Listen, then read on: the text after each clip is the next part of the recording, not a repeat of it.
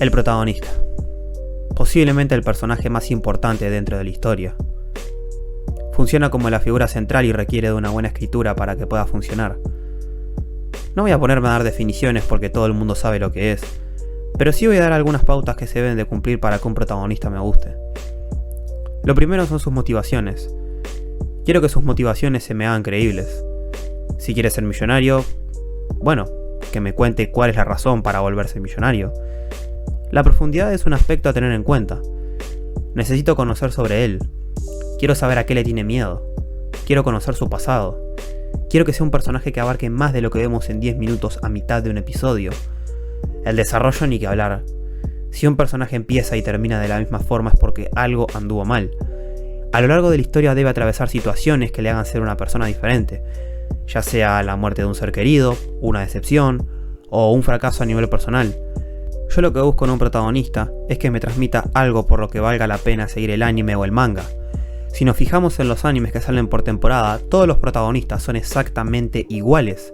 Son tipos que no tienen ningún error ni debilidad, a los que mágicamente se les concede un poder que nadie tiene, con el que van a demostrar cómo pueden ser los mejores de ese mundo. Mientras en el trayecto se arma el grupito conformado por el emo rival, la mina a la que van a tener que salvar cada capítulo, cuyo rol se limita a ser interés amoroso del protagonista, y algún que otro personaje que funcione como alivio cómico. Por eso me decidí a hacer este video, porque quiero que veamos que no todos son así de repetitivos y aburridos. Estos protagonistas van a ayudarme a transmitirles lo que quiero decirles cuando me refiero a un protagonista bien escrito. Hablar de Lelouch es hablar de una figura antagónica puesta como el personaje principal, algo a lo que las historias no nos tienen muy acostumbrados. Lelouch quiere cambiar al mundo para volverlo un lugar mejor. Ver a su hermana lisiada a causa de un ataque terrorista y a su padre, quien es la figura dictatorial a quien parece importarle poco o nada la integridad de su hijo, forman en él un peso importante respecto a su objetivo, puesto que sus ansias de ir contra el Imperio de Britania no se limitan a un simple berrinche de alguien a quien por azares de la vida le regalaron un poder, sino que es un conflicto personal que le dejó un trauma de por vida. Lelouch forja la identidad de Zero porque las personas necesitan algo en lo que creer. ¿O qué se piensan? ¿Que Lelouch es el único que está en desacuerdo con los actos de invasión del Imperio? Por supuesto que no. Lelouch sí, es el portador del guías y quien está detrás de la máscara, pero ciertamente Zero puede ser cualquier persona. Zero encarna la mentalidad de los japoneses víctimas del conflicto. Zero funciona como un símbolo. Es la razón por la que al final del anime él no teme morir a manos de Suzaku, porque él previamente decide cargar con todo el odio y el miedo de la población, haciendo lo que antes decía estar en contra. Su muerte es también el deceso por igual de un mundo en dictadura. Algunos podrán decir que es hipocresía, y yo diría que es más bien valentía. Alguien tan joven oponiéndose de esa forma a quienes por sangre son su familia, cargando en su espalda el odio de todos sin miedo a morir en ello por un bien mayor, es un acto valiente. Lelouch tiene un final de sobresaliente, pero sin duda el fuerte de este protagonista es su fidelidad a sus objetivos independientemente del método. Su muerte es algo que quedará para el recuerdo. Una muerte que sea en brazos de su hermanita, la persona que representa lo que quería Lelouch, a lo que el mundo de Code Geass debe aspirar. Un lugar equitativo donde los conflictos se resuelvan de manera pacífica sin comprometer la integridad de nadie. Lelouch funciona de manera excelente en todas sus facetas. Logra hacerte empatizar con él y desde el inicio su historia te atrapa. Un personaje nacido de la injusticia, intentando hacer justicia. Empecé a mirar Slam Dunk en su día porque el básquet es uno de mis deportes favoritos. Al mirar Slam Dunk creí que Hanamichi iba a ser otro protagonista más que tenía un talento oculto, el cual iba a revelar en algún momento clave del anime. Y la verdad es que estaba muy equivocado. Sakuragi sí, empieza como un sim que no tiene reparo al servicio de una compañera que le dejó claro que le gusta otro tipo, obligándose a sí mismo a meterse a practicar una actividad en la que tiene nulo interés. Pero esto es solo el principio. Plantear a Sakuragi de esta forma es crucial para darle un buen desarrollo.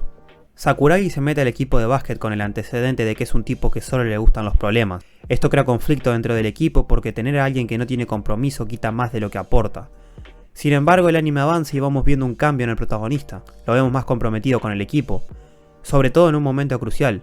Ante la derrota de solamente 2 puntos por parte de Kainan, Yohoku pierde el partido. El pandillero, para sorpresa de todos, comienza a derramar lágrimas de frustración, de ira, de tristeza. Un acontecimiento que lo haría cambiar de mentalidad, de entender que necesita dar más de sí si lo que busca es ser un buen basquetbolista. Al raparse el pelo, él está dejando atrás esa naturaleza rebelde y conflictiva que no le trajo nada bueno a su vida. Raparse significa tener un compromiso mayor con su equipo. Ahora el básquet ya dejó de ser simplemente esa actividad que él realizaba para poder gustarle a Haruko. Pasó a ser alguien que tuvo que probar la derrota para convertirse en alguien disciplinado. A base de un acontecimiento pasamos de tener un pandillero problemático a un verdadero basquetbolista. Me encanta Sakuragi como protagonista porque transmite la verdadera pasión del deporte. No siempre se puede promediar 30 puntos por partido. No siempre se puede ser el mejor de todos. No siempre se puede estar por encima del rival. Y eso está bien. Es lo que pasa en la vida real. Takehiko Inoue supo expresar mediante su protagonista lo que conlleva practicar básquet. No romantizó el deporte, sino que expuso el lado B de este. Dotó a Hanamichi de una personalidad atrevida y singular con la que nos demostró cómo todos podemos tener cualidades según cómo decidamos trabajar en ellas. En el caso de Hanamichi, más que su habilidad para el rebote, lo que más admiro es el compromiso que tiene con su equipo. Compromiso que sin dudas muchos desearían tener.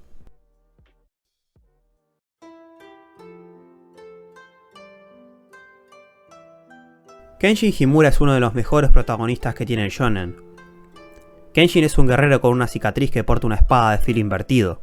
Después tenemos a Shinta, un inocente niño quien a una edad muy temprana fue expuesto a actos violentos que le enseñarían la crueldad del mundo. Y luego tenemos a Batusai el Destajador, un asesino perteneciente a una época cruel del Japón. Como vemos, el espadachín ha tenido varias identidades a lo largo de su vida, que condicionan su forma de ser y nos hablan además de cómo estaba el mundo del protagonista. Obviamente vamos a quedarnos con Kenshin. Shinta dejó de ser un niño y Batusai es algo que quedó en el pasado. Lo que tenemos en el presente es un hombre que decide abandonar todo lo que era porque es consciente del daño que él y la era Tokugawa han causado. La cicatriz en su cara es la prueba de ello. Quedarse aferrado a un pasado que no se puede borrar no va a solucionar nada. Sus acciones en el presente son las que van a definirlo. Kenshin pasa de ser alguien solitario y frío a alguien que hace bromas, que tiene amigos por los que pelear. Ya no ve el asesinato como método de resolución, y tiene una postura que debe defender contra el que para mí es el mejor villano del shonen. Kenshin es un protagonista increíble al igual que su anime. Tiene unos matices que muchos protagonistas desearían tener. Tuve que ponerlo en esta lista porque me recuerda la grandeza de esta demografía. Doy las gracias de que exista porque me enseñó lo maduras que pueden ser las historias shonen saliendo de su zona de confort. Y sin duda, Kenshin es mi protagonista shonen favorito.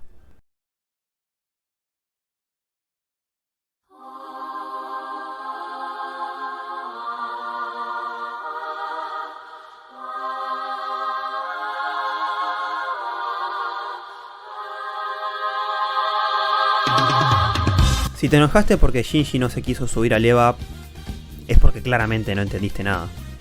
Shinji es un protagonista que ha recibido hate no solo porque no pilotó un robot, sino porque la gente lo juzga porque pasa llorando, es muy normal, es introvertido, parece que no tiene motivaciones, y creo que la gente cometió el error de mirar Evangelion pensando que iba a ser un anime de mechas y peleas, cuando en realidad no es así.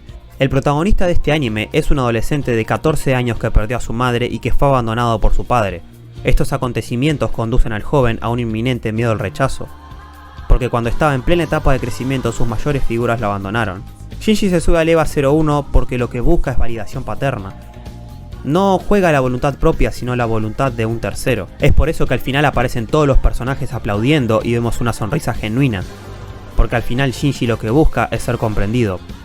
Acá no tenemos a alguien digno de un cuento épico medieval, y tampoco tenemos un héroe clásico.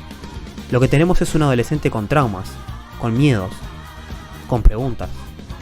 Me atrevería a decir que es el protagonista más humano que vamos a ver en este video, y es el enfoque que Hideaki Anno quiso plantear desde el principio. Shinji no es alguien idealizado y tampoco pretende serlo, solo es alguien que refleja las mayores inquietudes que tenemos los seres humanos. Están los que se identifican con Shinji, están los que no quieren ser como Shinji, están los que son como Shinji pero les da vergüenza admitirlo, y al final, Evangelion es una obra que nos cuenta esa parte de nosotros que queremos ocultar. Es normal que genere molestias. Lo que no podemos negar es que su protagonista es prácticamente perfecto. Shinji Ikari será un incomprendido para muchos. Para mí, uno de los mejores protagonistas que el anime ha dado.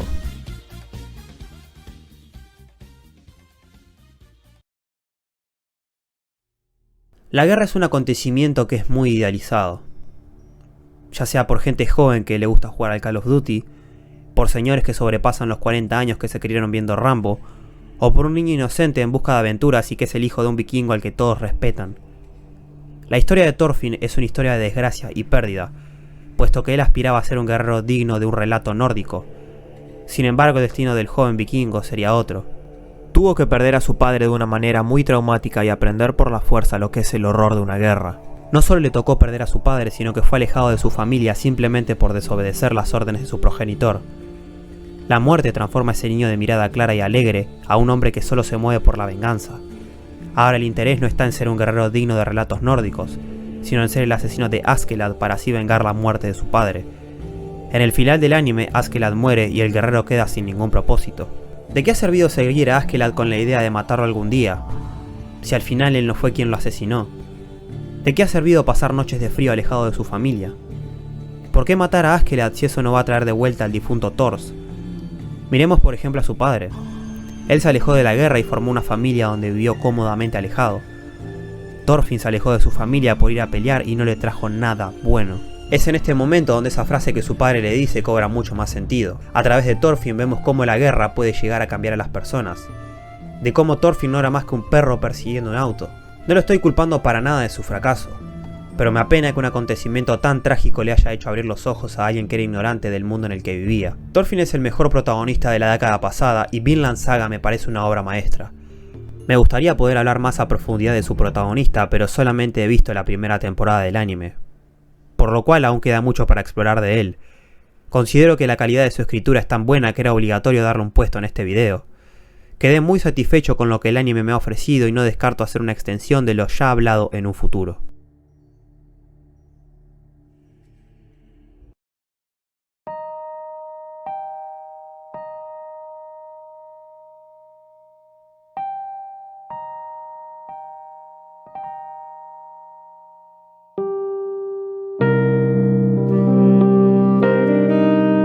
Pensar en Spike es imaginar un escenario lluvioso con caída uniforme y suave, en el que un cigarro hace el mayor esfuerzo para poder mantenerse prendido independientemente de que el lugar en el que está situado no lo beneficia en nada.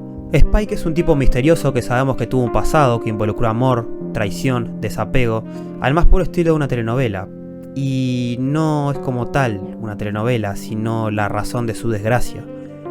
Podemos entender que estos motivos es aquello que lo lleva a distanciarse de la gente y que para él sea fácil deshacerse de los vínculos. Quizás si escuchás esto así puedes pensar, este tipo es un sorete. ¿Cómo podría llegar a agradarme a alguien que es tan cerrado y que encima no le gustan los perros? Sí, te entiendo perfectamente y desde luego no banco que no te gusten los perros, pero juntando todo lo que dijo Spike sobre su odio a los niños, perros y mujeres avaras, trato de dejar mis sentimientos personales a un lado y tratar de comprender de lo que nos está hablando. Creo que odiar estos elementos es hablarnos de la frustración de una vida que no se dio. Quedarme solo con esto haría que no mirara al protagonista de pies a cabeza cuando claramente Spike es más que eso. Es un tipo que en un punto ya ni siquiera sabe si realmente está vivo. Enfrentarse a Vicious es ir de frente con ese pasado que le persigue. Es saldar una deuda pendiente. Es encontrarse consigo mismo dejando atrás todo, incluso si hay que morir en el proceso. La mujer que él amaba ya no se encuentra viva, por lo tanto ya para él no queda nada. La muerte es el único destino porque parece que es el único lugar donde pudo ser feliz con Julia.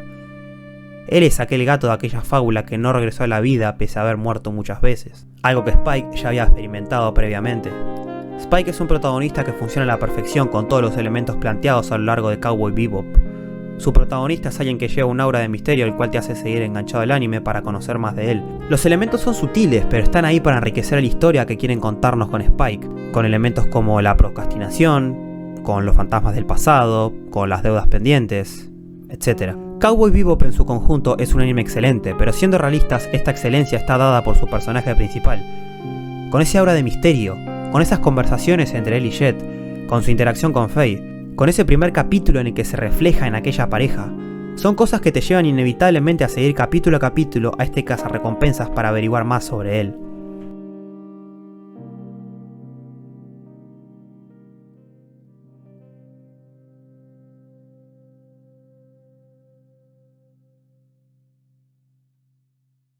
Seguramente ya sepan cuál es el protagonista que va a ocupar el primer puesto. Se deben imaginar que tiene un pasado muy trágico y que lleva una prótesis debido a que perdió el brazo. Así es. Hablo de él.